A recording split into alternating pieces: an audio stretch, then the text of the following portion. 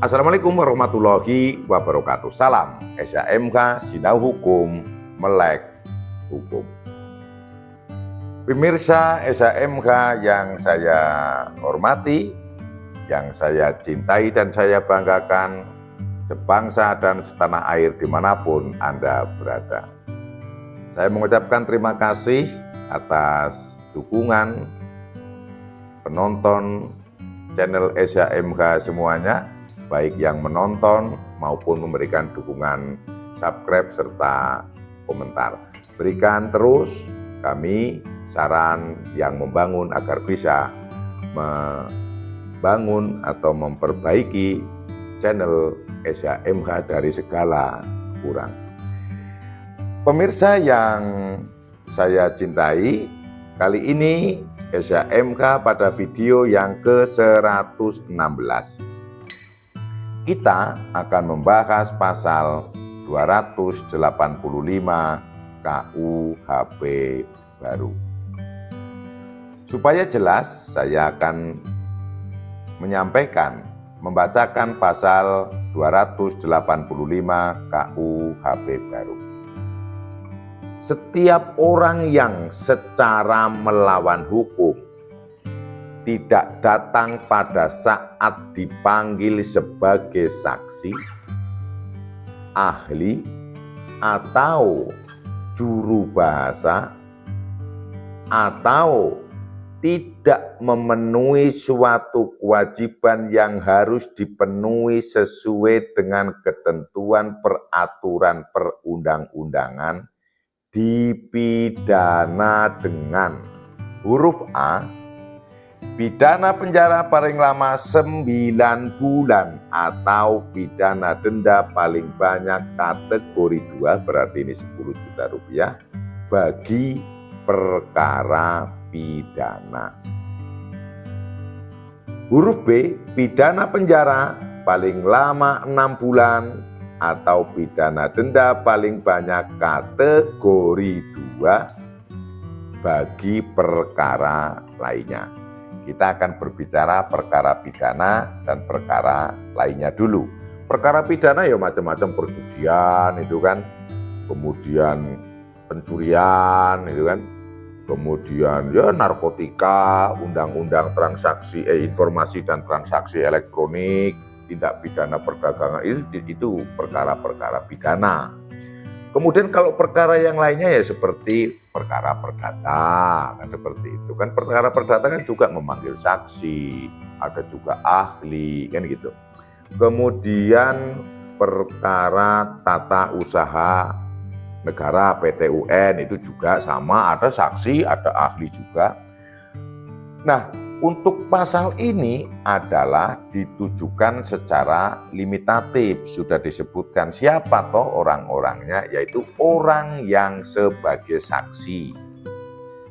2, orang yang sebagai ahli. 3, juru bahasa.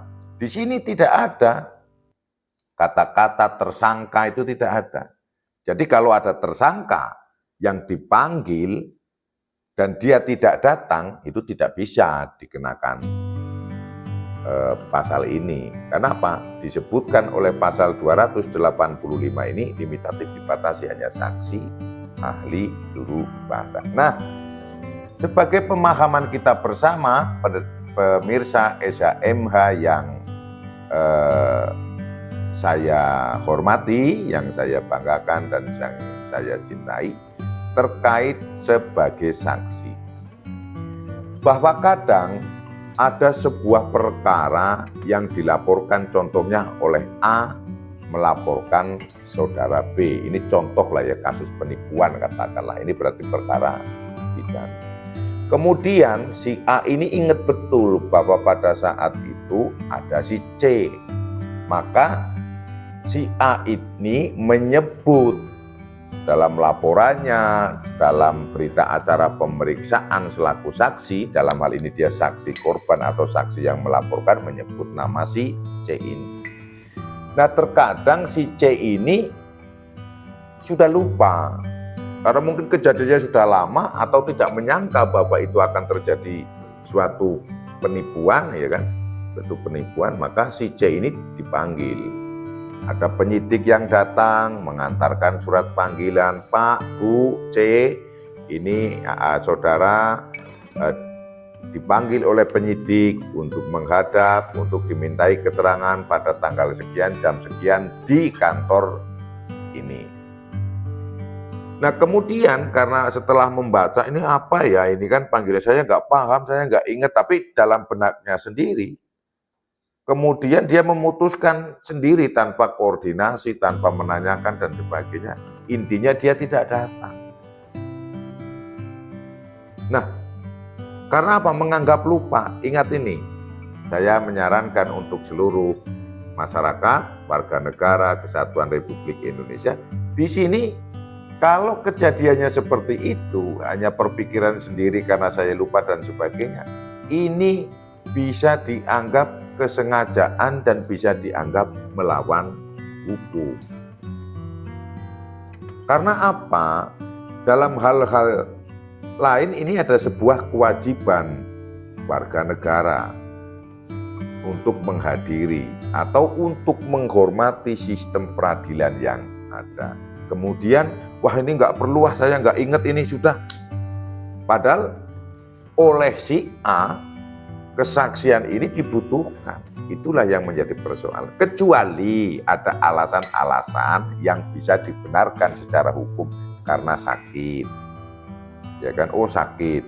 Nah bagaimana kalau sakit? Kalau memang keadaannya sakit yang misalnya mohon maaf sakit flu atau batuk atau mungkin mah yang pada hari H belum bisa datang yang setirukan, kan bisa hari yang lain bisa disampaikan. Apalagi untuk saat ini alat komunikasi itu mudah dan dari surat panggilan itu kan ada yang dapat dihubungi, baik itu nomor telepon atau mungkin alat komunikasi yang lain. Dinyatakan bahwa pada hari sesuai panggilan tidak bisa datang, tolong dilakukan penjadwalan ulang. Nah kalau terjadi seperti ini walaupun tidak datang, tidak termasuk hal yang melawan hukum, karena memang ada alasan yang patut dan wajar karena sakit. Atau masih ada suatu hajatan yang kebetulan pada hari H, pasti akan dimaklumi, itu tidak termasuk melawan hukum. Tapi kalau tahu tidak ada masalah, tidak ada hambatan, tidak ada kegiatan kok tidak datang, bahkan berpikiran karena lupa ini tadi, masuk yang secara melawan hukum. Kenapa kok secara melawan hukum masuk? Karena secara hukumnya adalah semestinya adalah menghadiri panggilan. Tidak hanya berbicara pada proses penyidikan saja, pada saat di persidangan pun juga harus datang. Juga termasuk pada panggilan-panggilan perkara yang lain yang seperti saya sampaikan. Perkara perdata atau perkara tata usaha negara. Nah, bagi perkara pidana ancaman hukumannya lebih tinggi, yaitu 9 bulan. Di luar perkara pidana ancamannya lebih rendah. Apalagi kalau yang dipanggil itu juru bahasa ya.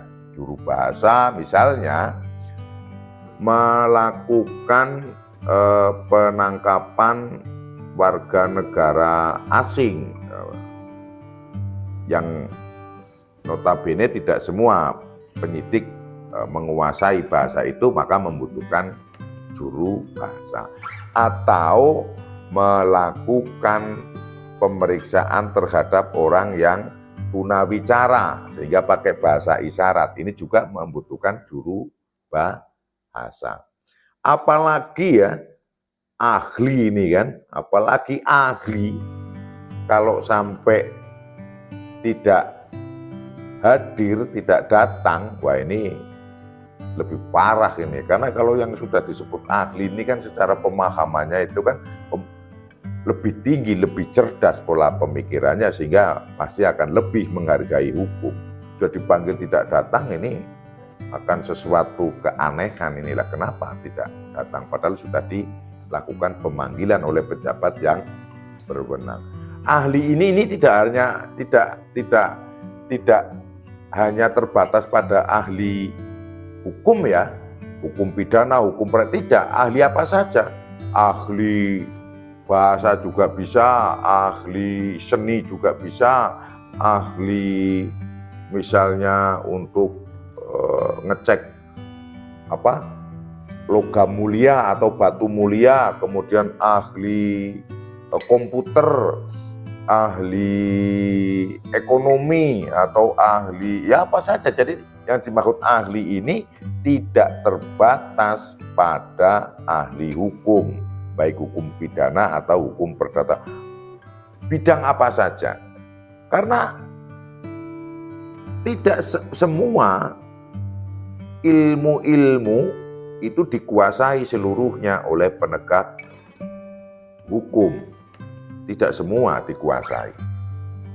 Maka pada saat untuk mengumpulkan alat bukti maka membutuhkan keterangan ahli. Sehingga posisi di sini ahli itu sangat penting. Juru bicara juga sangat penting. Jangan sampai BAP-nya pakai bahasa A, ngomongnya pakai bahasa asing, tulis salah lagi, akan tidak sesuai dengan tujuan yang diharapkan. Juga saksi ini sangat penting, karena saksi ini ada dua hal yang akan dihasilkan dari adanya saksi ini. Apakah ada tindak pidana atau apakah tidak ada tindak pidana. Ini saksi juga memegang peranan penting. Jangan sampai hanya satu orang pelapor kemudian cerita dan sebagainya tanpa ada dukungan alat bukti yang lain, kemudian bisa disimpulkan itu tidak pidana, akan kurang tepat. Karena benar bahwa ada satu orang saksi, katakanlah si pelapor ini, ditambah satu alat bukti itu dalam kategori minimum itu bisa, is okay. Namun itu kan minimum ya, minimum, paling sedikit. Maka kalau yang paling bagus ya jangan mengambil yang paling sedikit, sebanyak-banyak mungkin alat bukti. Maka betul ini dalam hal mengumpulkan alat bukti supaya tidak terhambat dalam memberikan pelayanan dan hak warga negara, maka KUHP baru pada pasal 285 ada aturan ini. Saksi, ahli atau juru bahasa wajib datang. Apabila tidak hadir, tidak datang, dan itu masuk dalam kategori yang secara melawan hukum, maka dipidana. Ini adalah kewajiban warga negara terhadap negara saat membutuhkan. Itu yang bisa saya sampaikan. Apabila ada salah, mohon dimaafkan. Berikan kritik dan saran yang membangun. Subscribe dan tonton dari awal sampai akhir semua video dari channel SHMH Sinau Hukum Melek Hukum agar tidak gagal paham. Salam SHMH Sinau Hukum Melek Hukum. Wassalamualaikum warahmatullahi wabarakatuh. Terima kasih.